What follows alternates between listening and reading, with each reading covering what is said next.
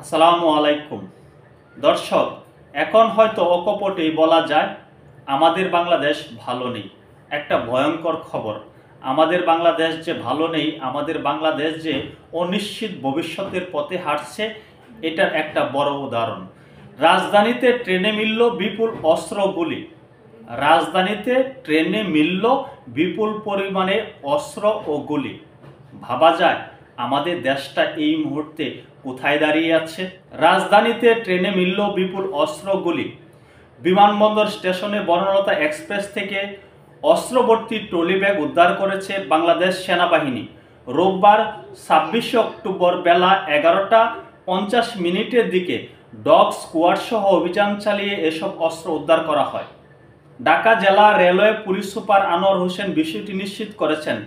তিনি বলেন, অপারেশন বনলতা নামে একটি অভিযান পরিচালনা করেছে আর্মির একটি টিম।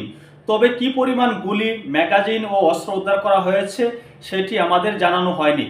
এটি জানালে আমরা আপনাদের আনুষ্ঠানিকভাবে জানাতে পারব।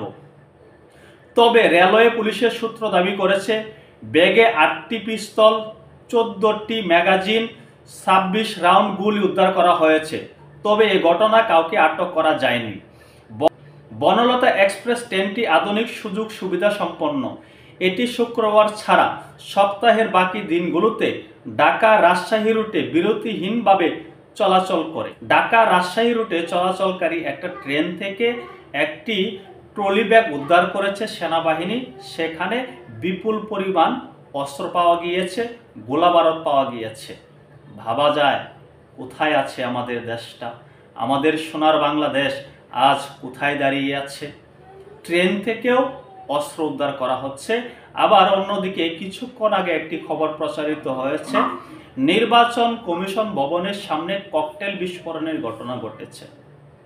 নির্বাচনের দিন যত এগিয়ে আসছে তত দেখছি আমাদের বাংলাদেশ সহিংসতার দিকে এগোচ্ছে। গতকালকে কিন্তু এই অন্তর্বর্তী সরকারের একজন প্রভাবশালী উপদেষ্টা, তথ্য উপদেষ্টা মাহফুজ আলম বলেছেন, সকল পক্ষই সংঘাত করার জন্য মুখিয়ে আছে, তারা সুযোগ পেলেই সংঘাতে জড়াবে, কিন্তু অন্তর্বর্তী সরকারের প্রধান উপদেষ্টা ডক্টর ইউনূসের জন্য তারা সেটি করতে পারছে না।